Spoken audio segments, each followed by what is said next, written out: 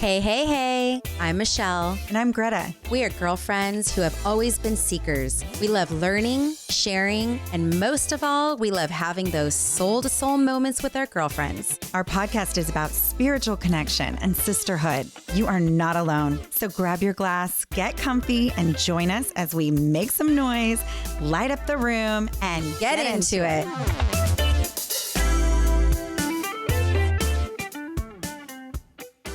So Heather, we had to have you come back because we think that your story is going to really resonate with so many other mothers out there who may be at this time experiencing what you did when Sergio not only came out, but kind of just as a child, the things that you noticed that because you said that you could tell that he was gay from an early age. You said about 5 years old. Yeah.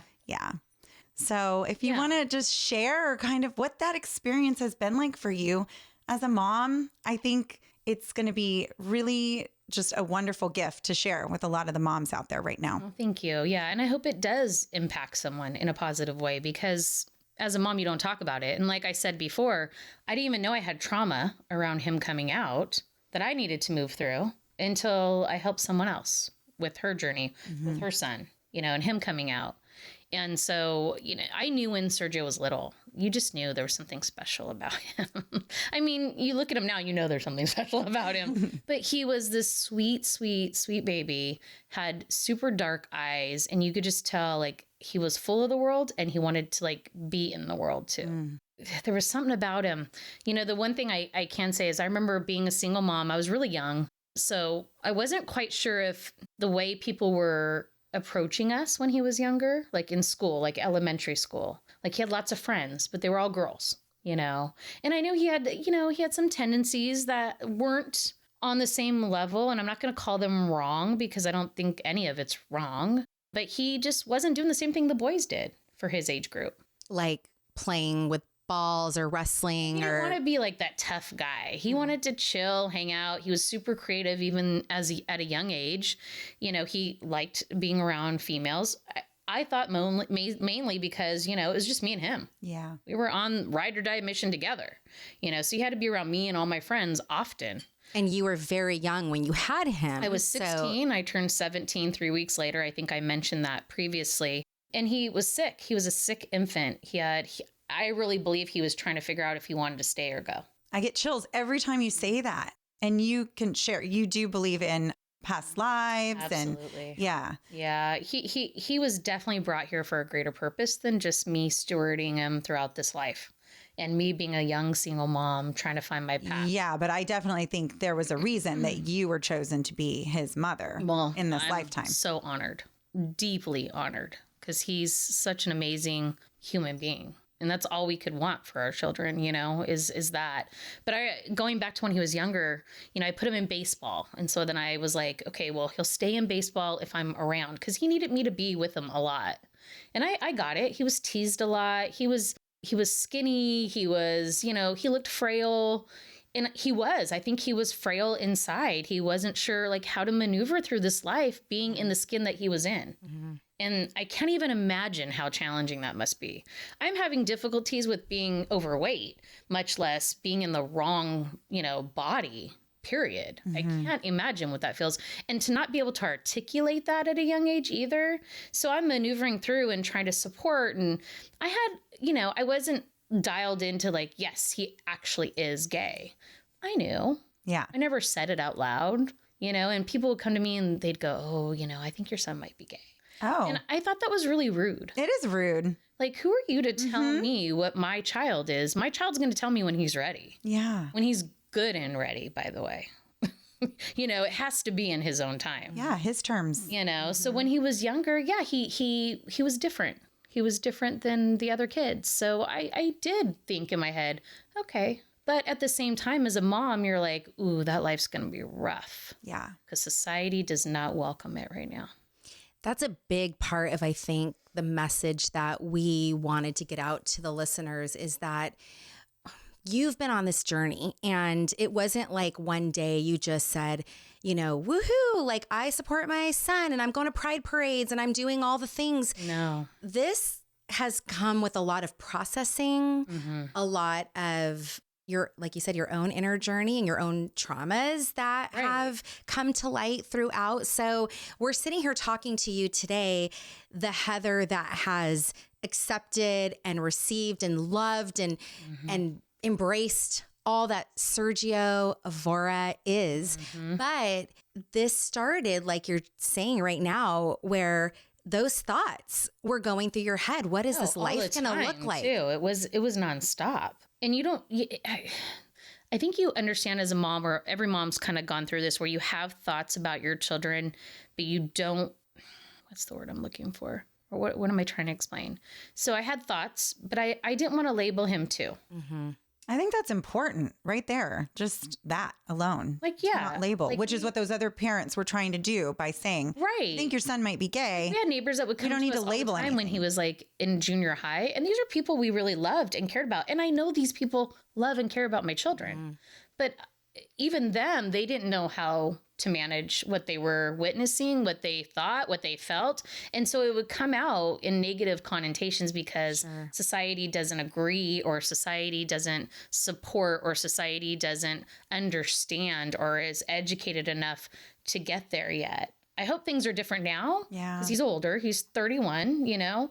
But when he was 14, 15, I remember a neighbor, and no harm to him, no bad on him. But he came to my husband and was like, yeah, your son's totally gay, dude. And Andre was like, okay, and? And Sergio hadn't even come out at that point. Sergio didn't come out till high school. But why it was such an issue for this individual to blast that to my husband, to make my husband feel a certain kind of way, I tend to wonder, what was the response he was waiting for? Right. That's where my head went. Are you trying to push our kid out to come out sooner because it's uncomfortable for you because he hasn't come out? Well, that's what's spinning in my head right now, is I'm thinking there's probably some sort of fear or some lack of understanding. And back then, because Sergio now is in his 30s, so we're talking about the incident right now that you're speaking of, or the experiences when he was a teenager. Yeah. So 14 years old. So so I think even time has passed. But even that long ago, I still think that there was a big stigma around, you know, being gay, or that's really what we knew back then, was gay or bi, right? We didn't have as many terms of how people are identifying today, right? So, but I think we're kind of experiencing that now with trans and all these different pronouns that are coming out. It's confusing to us because it's something that we're unfamiliar with. So not that I'm giving this person like a free pass, but I'm just trying to put myself into their shoes going, wow, there is a little bit of that just lack of understanding. And if it came from a malicious place, that's one thing. But if it truly came from a place of, I just want to call this out because this is a little bit uncomfortable for all of us. Yeah. And it would have been nice if he would have went about it in that direction. But, you know, there's the machismo, and there's, you know, an age gap, and there's the men's machismo and the men's blah, blah, blah, blah. So I think this is, podcast. Well, but I also think it might be good to, from a mom's perspective, and maybe somebody's listening to this who has done this to somebody else before, or they're receiving it. But I want you to just talk a little bit about, like, what would be a sensitive approach to something like that. So because you received it that way, where it seemed like, oh my gosh, you're calling my kid out, and it doesn't seem in a caring way. I don't know, however it was received to you.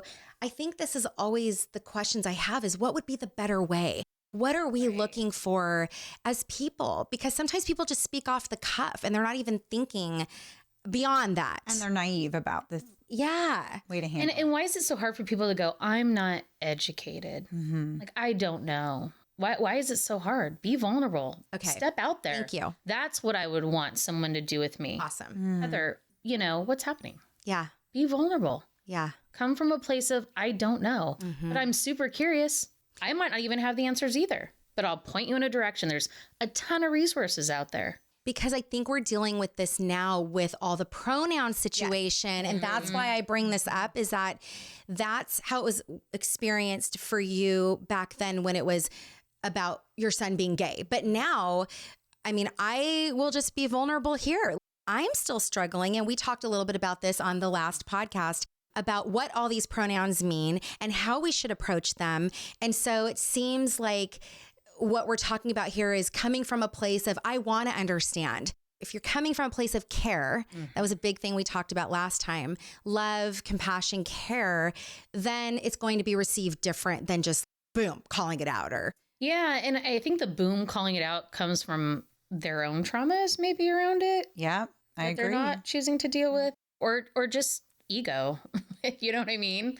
The ego in some cases. But, I have a problem with understanding the pronouns too. That's not something I grew up with. I fully support all of them. I'm very involved in my son's life, Evora's life. I totally support all of his friends and family that he's created in his ecosystem that's beautiful, what the world should be, honestly. So I ask questions all the time, and I won't always get it right. I mean, you heard me in the last podcast, he, she, them, they. I get confused sometimes, but it means something to me. It matters to me. And not just for my son. It matters to me to ask questions like, what pronoun would you want to go by? What's wrong with saying that? right. Yeah, that's lovely. What pronoun do you use? Yeah. I mean, this is such a different thing, but even when you go to another country and they see you trying to at least speak their language, they treat you so much kinder than if you just American come in, speak English, don't even try, are demanding. It's kind of like that a little bit, like just to even show an effort, Well, and I think that's what Sergio was saying. Be curious, care, and show effort. Yeah, That's it. absolutely. Show up.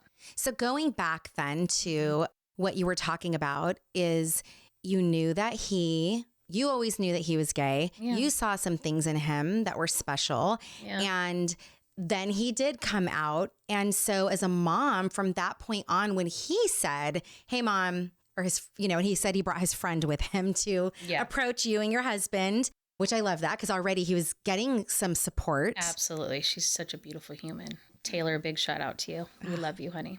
Awesome. She'll always be part of our lives. Such a special human. But yeah, no, I didn't know that it impacted me until, like I said, I talked to another mom. So what is that? Like 15 years later, almost 20 years later? Oh, wow. I didn't realize that. Yeah.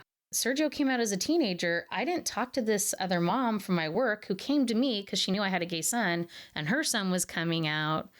And she was like, can I just call you tonight? I don't know how to receive this. I don't know what to do with this. And her first instinct was that she was scared shitless, with great reason to be. Yeah. So what did that bring up for you when that happened? It took like 24 hours. And then I was like a hot mess, to be honest with you. Like Andre was like, why are you sad? I mean, I was crying and I couldn't really understand what was happening for me. I felt something for her. I knew that for sure. But I also knew that what I was feeling was more about what I experienced. And I think it all stems from fear. What does this world provide? It doesn't provide shit. Right. It doesn't. How are people in this world going to receive my child? Well, let's see. He was jumped on a bus. He was jumped on BART. He's had things stolen from him. He's had names called about him. All the things that are the worst nightmare for a mom have happened. Now, it's not because I didn't know Sergio was strong enough to handle it. I always knew he was a strong soul. I mean, he came through, flatlining when he was a baby. He wanted to be here. You know what I mean? He wants to be here. So I knew that he would move through it, but there was nothing I could do to Mama Bear protect him for what the world was about to show him. And I never came to that reality until that conversation. Wow. I think I stuffed it. Yeah, because you really were long time. You had to be Mama Bear. Yeah, I lot of times I was Mama Bear. when you have to, you're fighting, you're getting through it, and then you probably she came to you, it all just came flooding back. You didn't have to be the Mama Bear. You didn't have to put up the fight. I mean, you do. I know you do. Still, that's not what I'm saying, but just that energy that you have to put out. Well, and I felt her as a fierce mama putting up this whole new Mama Bear too. Like I felt that Mama Bear that I had to be rising in her. I heard it on the phone with her. I could hear it in her voice. And I'm like, shit. And no mom should have to feel that way. Period. And I think every mother can relate to what you're saying in terms of we want to protect our children. We don't want to see our children suffer. Right. And then this just is a whole nother level. It's not I hope they don't suffer. It's, I know they're going to suffer. Well, right. And there was nothing I could take on for him. Yeah. Right. Does that make sense? Yep. So like when he was little and he was in baseball and we lived in Pleasanton, you know, predominantly white, you know, affluent area, you know, we came from somewhere that wasn't. So single mom living out there, I wanted to do all the things. I was young and I was like, okay, well, if he's going to do baseball and I know this isn't his speed and I need to support him, then I'm going to be one of the top moms that are there. Right. And so I'd go to all the coaches class, the coaches little meetings they had at the house, and all the moms would look down on me and the dads would look down on me because of my age. And I was like, I'm willing to take that.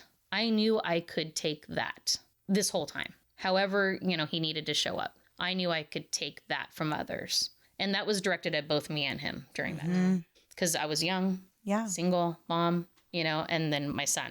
I could take that all day. When he came out and said, this is who I am and this is who I'm going to be in this world. And I was like, yay. You know, my first instinct was, oh my gosh, he's finally there for himself. But my second instinct was, holy shit, the stuff that I could take before for him, I don't have the means to do that anymore. He's going to have to do this life by himself. And I'll be here to catch him for sure. But I can't stand in front of him. Sure. No. Yeah. He needs to shine his light, whatever that looks like, whoever can receive it or not. That's scary. So that happens, and this is how you're processing and what's coming up for you. And then he says that he's a drag queen. Yeah. Whole nother level. Can we go back You a wanna little go bit? back? Yeah. So in our previous podcast, he had shared that he had attempted suicide. And we haven't talked about that yet. And I'm sorry if it's too emotional to go there. It's okay. It's a part of the journey. Yeah, I think it would be helpful for some moms to hear this, moms and dads, aunts, I have whoever's to be listening. honest with you and say, I wish I could say more about it. But he was, I think kept that's it important. from He was secretive about it. Very secretive. And that's something And that we knew he was struggling. We had one other baby at the time. I was a newly married wife, had a new baby, and the timing couldn't have been worse. Yeah. You know, and he, like I said, he's a strong soul. So he figured out a way to hide a lot more than we ever knew. A thing that he didn't share with you, or I don't think we did share, is he decided right after high school to move to his dad's house, his father's house. And that was short-lived. And when he did, we cleaned his room and we found the suicide note in one of his planters. I don't know if we talked about No, that. we didn't. Which he had told us before he left that he was having issues, that he had issues back then. And I think this is like 9 months, a year, like difference from when he attempted to when we found the letter. And it's the most devastating thing that I've probably ever read in my entire life because, you know, this whole time I'm standing in this space protecting what I thought was protecting. And then to see that he was in such a space of grief, of loss, of unclear what his purpose was and his path and how he was going to get there. And we lived in a rural community, so there wasn't a whole lot of avenues for support, unfortunately. Like he shared in the previous podcast, he had some amazing teachers. Thank God for them. Thank God for them. Because I do not think without the small group of friends and the teachers that he had, I'm not quite clear Sergio would be here, which is devastating. And I don't think that there's anything you could have done. I think there's so much that society. And I know that innately, Yeah. like I know that, but even to this day I question. Yeah. It's just sad for me. Still sad, horribly sad for me. It is. It's a horrible truth of what these kids have to go through in this society, today's society.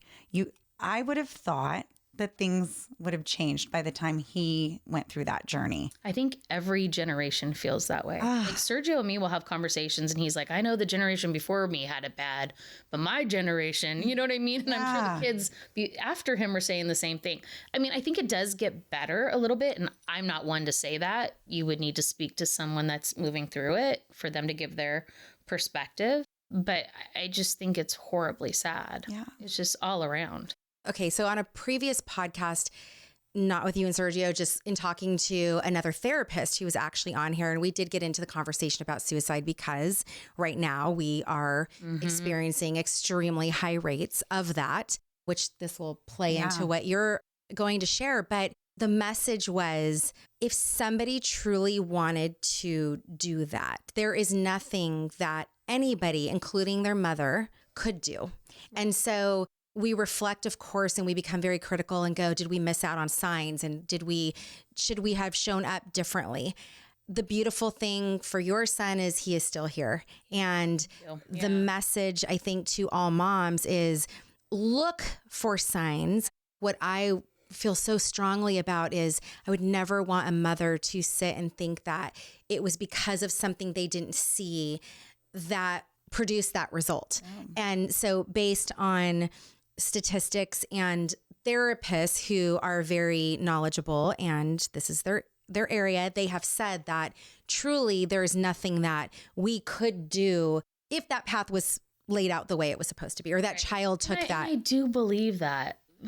Unfortunately, it doesn't take away the, you know what I mean? Yeah. Like I can know that innately all day. Yes. And this is not something I carry with me every day. It's not something that I work really hard not to carry this, because it would take me down. Yeah, absolutely. Time. And look at him now. I mean, yeah, look at him now. Thriving. And I do feel like there's times and points in my own life that I've come down to that very bottom ground where you question a lot of things. It's not to say that doesn't happen, you know, but to know that your child was in such a state is just heartbreaking. That despair, that level of despair. Yeah. I mean, I think just being a teen is difficult. Especially these days with social media. Yeah. Yeah. I mean, like we look at it from back when he experienced this and we think, oh my gosh, there were the lack of resources and things like that. Now we have the resources, but there's so much more that our kids, that pressure they have on them to look and do and all the things, be exposed in ways. Well, and think about it, like Sergio was bullied. Yeah. He was bullied at school. He wasn't bullied on his phone. He wasn't bullied on, and not to say that's any different or better or anything like that, but that level could have escalated really quick. Everything's amplified now. Yeah. And it reaches a larger population of people versus, like you said, it was at school and then he may have come home and felt like, okay, this is my safe space. Whereas now kids go home and they look at their phone and it's everywhere. It's continuous. Yeah. So going back to what you wanted to share, Greta. Well, no, I think it's important for our listeners to hear this because it's a startling statistic. From the Newport Academy, the rate of attempted suicide among LGBTQ teens is more than twice the rate of suicide attempts among all U.S. teens. It gives me the chills. It just It took my breath away when I read that. I mean, they're just, it's a hard journey and it shouldn't have to be this way. It really shouldn't. No, they're humans. Yeah. You know? And they just want to live their and they just want to live a life. Yeah. In the body they feel they need to be. Yeah. You know, that they're meant to be here. And there are children. Yeah. There are children. They're all our children. Yes. Absolutely. I love that you just said that. They're all our children. Yeah. Yep. We got to all look out for these kids. Yeah. So don't go to your neighbor and be like, is your kid gay? Yeah. Don't do that. Let's not do that anymore, folks. If you're interested, you know, be kind. Yeah. Can I have a moment with you? I want to understand. Going back to that, I just don't understand. I really still, no matter what way you try to look at it, I don't understand why it's anyone's business. Why did he feel he could even ask that? And I just don't think anyone should, especially about a teenager that's just starting to get their hormones and they're not even sexually active. Like, why? Why are we talking about kids this way anyways? I don't know. Just let them be fucking kids. There's so many questions I have about it. I don't get it. Like, it's not even in my wheelhouse to understand it in this lifetime. Maybe on the other side, I'll be able to get some clarity, but not in this lifetime, for sure. Or maybe we need to interview somebody who's like said some shit like that and be like, oh, we need to dig in. I need to know why. Yeah. But, you know, this is a very vulnerable and very difficult. We're seeing the emotion come through. I was going to show up. Well, you are Mama Bear. We're Mama Bears, you know? And I think when another sister has emotion and is going through something like this and is willing to open their heart, we all feel it because whether you're even a mom or not. I mean, the fact that there are, like you said, human beings. You said human beings. Whether we are the mom or we are the child, we're all on this earth and we all have beating hearts, and we're designed the same in terms of our skin, our organs. It is all the same. So the fact that we move in the world trying to be as authentic as we would like to be, it's not always safe to do that. So here you are being raw. And I just want to acknowledge that. Thank you for getting vulnerable and getting emotional, because this is real talk. This isn't just, oh, let's just hear about how you're supporting your son. And it's so all the fun lovely. things I get to No, I mean, these are the emotions I mean, what like we said, he's 30 something. 31. This is a lifetime journey. Right. In all the ways. We want to just love on people like that. Ultimately, this is why I do love a lot of the movements that are about just accepting people for who they are. And you don't have to agree with it. You don't have to go, I want to be part of that. That is okay. If that is not your choice, that is okay. But I think at the end of the day, what we're doing is our nation just keeps getting more and more divided and separated because our hearts are not in a space of love and compassion. Absolutely. They're in a space of judgment. And separation. Yeah. What I wanted to just kind of take away from this moment of a mother being emotional for the journey that her son had to endure. Now he's doing great, but he still endures though. He still endures. The people yelling at him from our car. I mean, we're in the car together and people will yell. It's horrible. It's horrible. It's horrible. What I want is just for anybody that's watching, listening, to understand that this doesn't just affect the child, the gay man, woman that's on that journey. It affects the entire family. I mean, you can see the pain in your eyes having to revisit the journey that he's been on. No one wants to hear of a grown man losing his job as a nurse. And I've told this story in the last one, I think. Oh, yeah. Of a friend of mine who told me a story about a young man in his mid-20s, lives in the Midwest, a nurse, always just wanted to be a nurse. Once again, giving, right?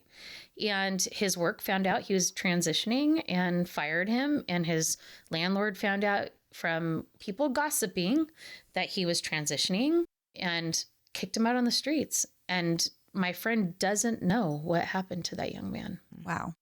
I mean, but that happens every day all around the world, you guys. Yes, it does. Like, okay, so my son is doing well and, he thrives and he does a lot for his community and he does a lot for his own journey here, sharing his creative being with the world in so many different ways. But not every child, every young person, every adult has that ability. It is a level of a privilege where we live, that it's more accepted in the Midwest or in other states where it's not so much. Can you imagine? We do live in a little bubble here in California. Yeah, and it's easy to different. forget. It's not easy, but it's different. But it is easy to forget, like you said, that there's places that are not. Maybe they're the only gay person in that town. Right. Then what? Right. And maybe their family isn't strong enough to stand next to them because of whatever society tells them they need to be, that they're not. How unfair is that for those children? Yeah. Because they're still children, even if they're adults, in my head. Yeah. It just breaks my heart. Yes. I mean, I had it in my own family. And so I can relate and connect on a certain level. This was not one of my children. It was an uncle of mine. But again, watching it that close to home, and I have cousins also that are gay. And so seeing, and we talked about suicide, and all of that was present in both of their lives. So this isn't something that just is like a select few. I mean, it really is. It's a very high statistic. Society leads to that. Yeah. How we treat them in our society leads to them feeling like they don't belong here. Right. Like they want to take themselves out. It's that bad how we treat others. And if you think about it, look at the good that's come from people standing in the space that they need to be who they are. Right. Period. Right. Gay, straight, indifferent. Yeah. You know what I mean? All the things. At the end of the day, I believe in walking a truthful life, because that is when you're not walking a truthful life, then you're hiding and lying, and there's secrets. You're not living in your purpose. You're not living in your purpose. And we all have a purpose here. And that's why community also is so important, because you have to band together with like-minded people to feel accepted and feel and receive that love that you ultimately may not have gotten from others who are on the opposite end of that coin. I love that now there are so many groups that are connecting people.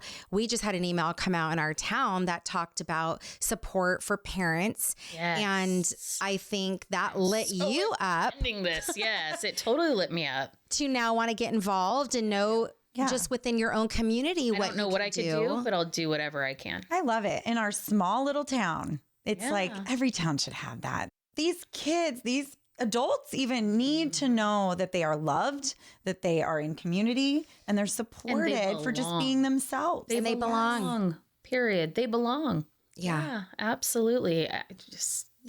So we're getting there, but it's still, we got a long ways to go. I feel like we're so far away, though. I know. And every time we talk, never close enough. It's never. And I don't honestly know if I'll see that in my lifetime. Wow. Because of how much they have to endure. See, and I think people that aren't experiencing it firsthand or don't have friends, they think, oh, that's not even a thing anymore.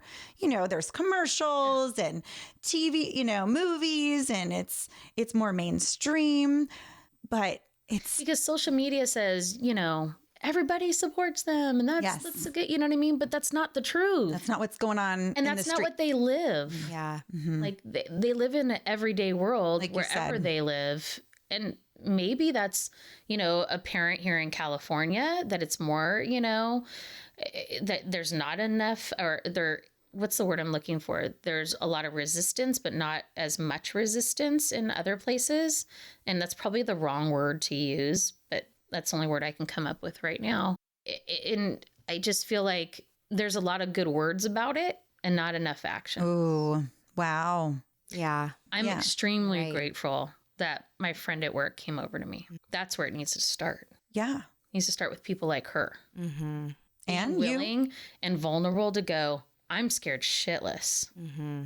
My son just came out and told me he's gay. And you, though. Should I feel bad about this? She said. And I was like, no. Feel bad about what? And she's like, because I'm scared. You have a reason to be. The world is a funky place right now, you know? And it goes to, even on that end, if we're just stuffing our emotions all the time and not being real and raw about how we feel, we're not helping anybody. No. So for her to even say that, for you to even say that, I'm scared, I'm, you know, feeling these ways, it allows all of us to have an open dialogue about what it is that we're dealing with. You know, we talk about so many times where we don't express really what we're feeling, and then it shows up in our bodies in, you know, in disease and different ways, right? And so whether it's muscle tightness or headaches or whatever it is that you might be experiencing. And so for somebody to be that raw about how they're feeling and feel safe enough. So you were definitely somebody that was safe enough for her to come to and say how she feels. And then you become that support to her. And I think you must have shared. You must have been open all the time. And that is so what proud. That's what's needed. I'm so proud because, you know, I'm proud because of what he's doing and what Ivor is doing in this world. But I'm super proud that he shows up. Yes. You should be proud of you too. Yeah. You know what I mean? Well, and I'm going to be honest. I think sometimes people look at, you know, like pride parades and different things that are going on. And it's fun to show up to those things. It is. But I think that there are people who look at it and go, why does it have to be so celebrated? And why does it have to be out there like that? But the reality is this is not just a, hey, I'm gay and I just want to like shout it out. These are people coming together because they have bonded and they are now resources for others who are feeling whatever it is that they're going through. Well, and you should see all the mama bears show up to these. I'm sure. It's pretty awesome. They actually have shirts that say mama bear, and it's this huge grizzly mama bear. And there's a meme that goes around on social media that says, if you are in a space, you know, that you don't have a mom for whatever reason, let us support you. So because you refer to yourself as Mama Bear so much. So this is actually like a thing. It's a like thing beyond just the Thank term you, that God, we say. It's a thing now. You know what I mean? Like moms coming together to go, okay, well, maybe that mom couldn't show up. I'm not going to judge her. Right. For whatever reason, but I want that human, I want that person to know that you're supported and you're loved, and I could be a space for you to come to. That's important. And I will do that to my dying breath. And so I was super honored when she came to me at work. And yeah, I do. I talk about him all the time. I have pictures of him at work, in his drag, and you were talking about that earlier, and we haven't really discussed that because that was a whole other level to get used to, and I know he tried to like soften it for us in the beginning. I think he mentioned that like, oh no, I'm bi, or oh no, I'm this. And I'm like, just be you. I mean, shit, put the dress on. Let's go. You know what I mean? Right out the gate, you were totally open to that because that's another level, being told gay and then being told. But then I was like questioning, okay, well, is he transgender? Well, and that was my question. Like, okay, well, is he trying to make it nice for us?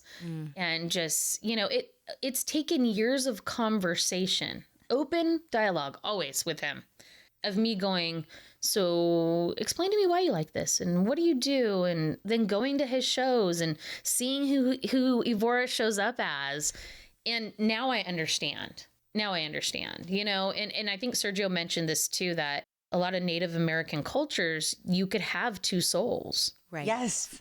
Two spirits, I think they call it, a two spirit. And that's definitely what Sergio is. And He lives in the being he's in. He knows he's a gay man, but he also loves really showing up in this creative, beautiful space as Evora, where she has the makeup and the hair, and she looks damn good. Beautiful. Yes, like gorgeous. Stunning runway, beautiful, drop dead. Every single time I go, holy shit. I would love those legs. Yeah, like those legs and that booty. I mean, I know I gave you a little bit of that booty, so I'm pretty proud right now. My booty is a little lower than it used to be, but he shows up. So Evora shows up for us both now. But yeah, I'm just proud. I'm proud of the community. I'm immensely proud of who they show up to be in this world that's so, so brutal. I love that Native American two spirits. Me too. I had heard that before and I just thought, why didn't we just carry that in and celebrate that in our society? That's actually a remarkable gift to be able to have that feeling from each side, the masculine and the feminine. Oh gosh. And why did we have to shove that away? Right. Somebody decided Bring it that wasn't back. normal. Bring it. Someone decided it wasn't normal and that's weird and that's different. And somehow whoever changed that trajectory of that sacred, that's Very something that's sacred. very sacred. And they were highly renowned. If you were a two spirit, that was a big deal. Yeah. And it wasn't looked upon poorly. It was Somewhere along the way. gift. Yeah. Says something about Sergio's soul Well, yeah. coming now instead of then. Or maybe. Oh, I'm for sure he was then too. I'm for sure he was then too. Brought it back. Yeah. He's amazing. Evora is amazing. I'm uber grateful. And I'm grateful for my friend at work letting me open up Pandora's box for myself. And it's not fair to moms to have to hide any of that. You already have to be a mama bear. Yes. Already in this world, right? And, Yes. and to know when to step away and to know when to let your kids do what they need to do. And the world's scary right now. And I'm sure my grandmother said that. And I'm sure my great grandmother said that. I think this will be perpetuated, and I hope not, through the generations. But I think it's innately a part of being a mom and protecting your cubs and, all the things. And that will never go away. But I'm grateful that I was able to move past the trauma at some level and to be able to offer that open space to someone else so that she doesn't have to take it with her. Yeah. That's beautiful. Yeah. That's what humanity is supposed to do for each other. I agree. And you did, and it healed her and it healed you. You gave her tools. I actually reached out to her on chat like 2 days ago, and I was like, hey, I just want to let you know I'm going on a podcast and I'm going to talk about you. I won't say your name, but I'm going to talk about you. And she's like, oh my gosh, I am so honored.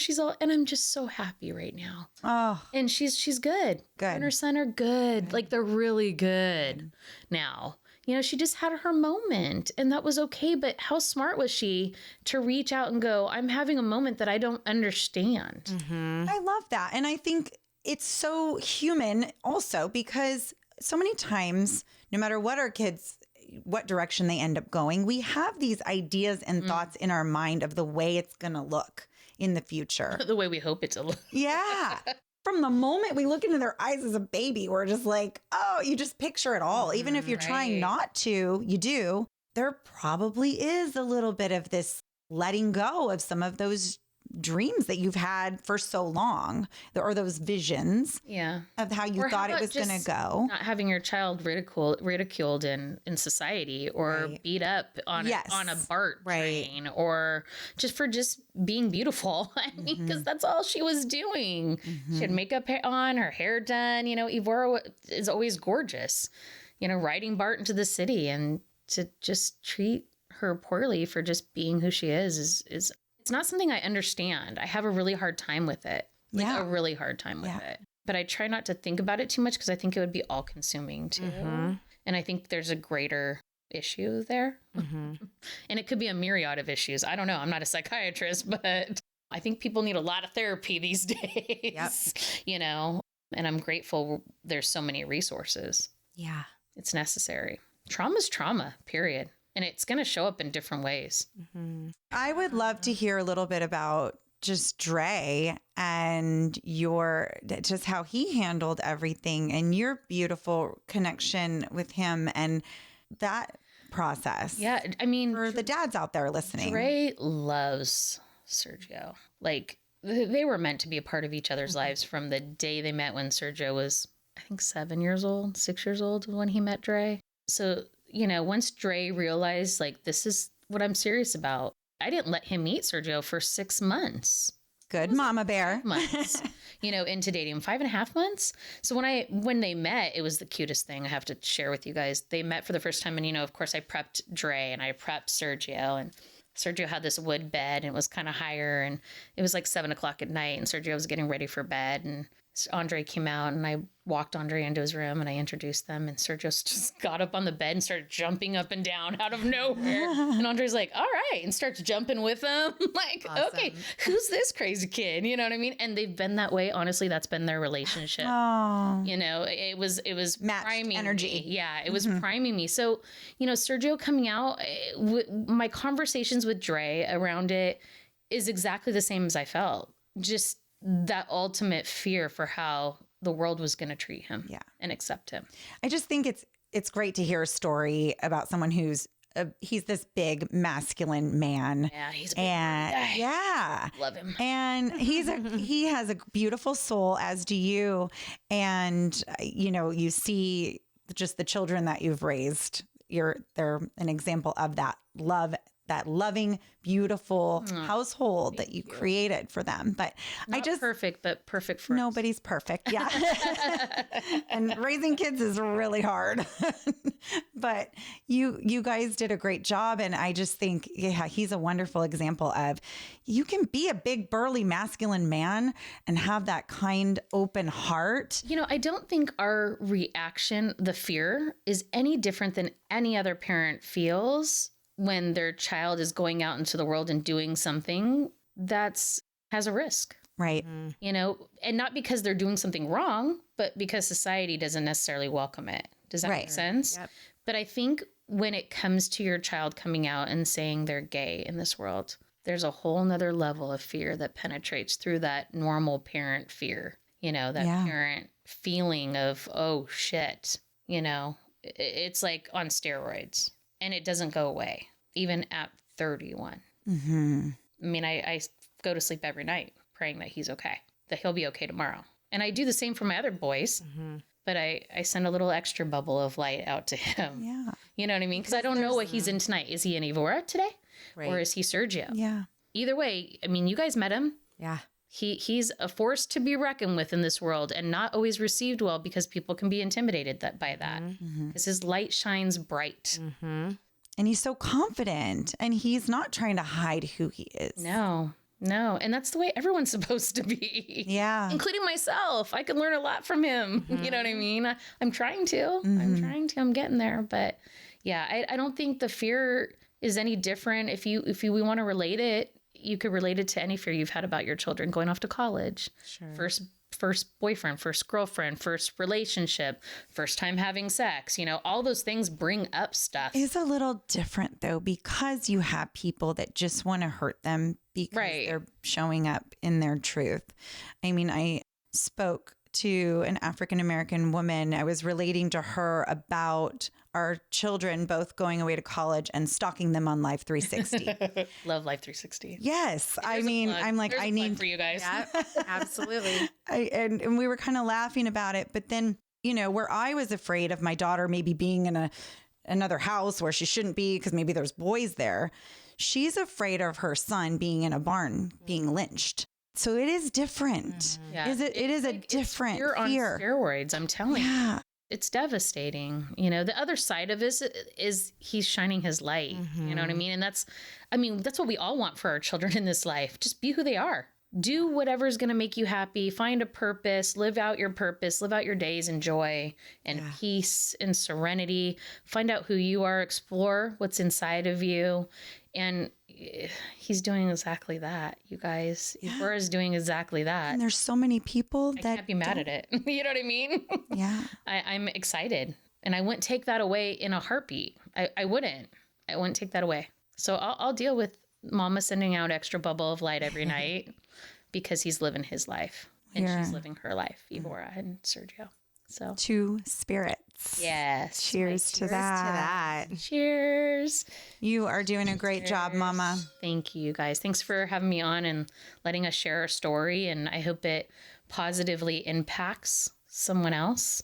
And all the mamas out there, I hope they know that they're loved and there's open doors for them. There is, and for their children. And it could be really beautiful.